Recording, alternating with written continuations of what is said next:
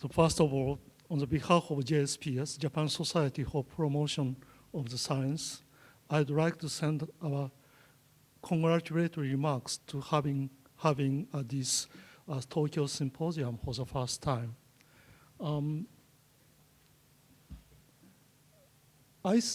WPI, which is abbreviation of World Premier International Research Center Initiative, was launched in 2007, October, and it's aiming to establish a globally visible international research center in Japan. We have so many outstanding researchers and scientists. And for example, Professor Yamanaka is now in Stockholm and receiving a Nobel Prize award. And however, if you think about Japanese universities or institutions, many foreign people may think it is just for Japanese people. Indeed, these universities, institutions are not so open to international society or community. To break these situations, we establish WPI program so that we aim to establish a globally visible and internationally open center. And we have 4 basic missions. Number 1 is advancing leading-edge research. And we're particularly interested in the basic research. However, if we have a very good outcome to the society, innovations, we are very happy. So we also emphasize the innovation, but our basic interest is the basic research because it creates few years later or 10 years later to new innovations. So this is very important to emphasize the importance of basic science. And number 2 is creating breakthrough or paradigm shift by fusion of existing disciplines. And fusion studies, we very often say fusion is very important, but it's not so in practice, I mean. And we think there are 2 approaches for fusion studies. One is top-down or strategic approach, and second is a bottom-up approach. And we think 2 ways of approach is very important, particularly in the bottom-up.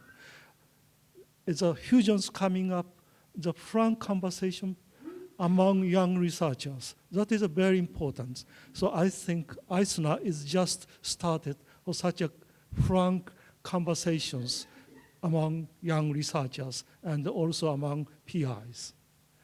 And number 3, it's establishing internationally open center. And for this, we have the first time research director from United States. Dr. Sophronis is the first foreign research director in Japan. And Sophronis may have many, many problems and to understanding culture of Japanese university systems, but I think Kyushu University very much helped him to establish such international center and to support his strong leadership. Actually, Dr. Arikawa is very eagerly involving in reform of Kyushu University, and as he mentioned earlier, he's taking this opportunity to reform Kyushu universities. And the actual size of WPI Center is we're asking to have 20 or more top-notch PIs and total of 200 more members, including administration people. And for the internationalization, we have some numerical target. It's 20% of PIs are invited from abroad, 30% or more overseas researchers, English as a working language, and follow-up and site visit by international teams. And so one was good example, a typical example for I²CNER, it's a leadership of professor of United States, Dr. Sophronis from University of Illinois. For this, the government supports approximately 1.35 billion yen, very large amount of money, a year per center. And however, research money is not included, and financial support will continue for 10 years. And if you have outstanding outcome, this can be extended for another 5 years. So this is a very long-term, very ambitious project, I can say. And at present, we have 9 WPI centers. And these 9 centers are categorized for universe and earth, and materials and energy and life science. And 2007, October 2007, the first 5 WPI centers were established, and these are IPMU, Kaburi IPMU, University of Tokyo on Earth, and AIMR in Sendai, Tohoku University on Material Science, and NIMS, MANA in NIMS, in Tsukuba campus, focusing on nanotechnology, and for the life science, I²CNER in Osaka University, studying on immunology, and I²CNER of Kyoto University. This I²CNER is an abbreviation, acronyms of integration of cell and material science. Actually, they are doing very good material science, and to applying the material science to life science. And as you know well, I²CNER joined the WPI program in 2010, exactly 2 years ago, and now working on energy issues.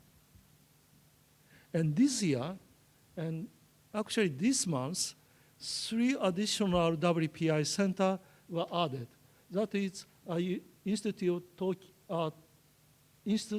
of Tokyo Technology, Tokyo Kodai on Earth and Life, and Sleep Institute in Tsukuba University, and Plant Chemistry in Nagoya University. So we have already 9 WPI centers. So this indicates the government and also science community very much supporting our program, and think it is a very, very important steps for the future of Japan. And so my understanding is I²CNER is a promising Japan-US collaborative research center toward carbon neutral energy. So we very much expect the advance and science of I²CNER toward to future carbon neutral energy. That is a very important issue. I'm looking forward to hearing about lecture from DOE this afternoon. Thank you very much for your attention.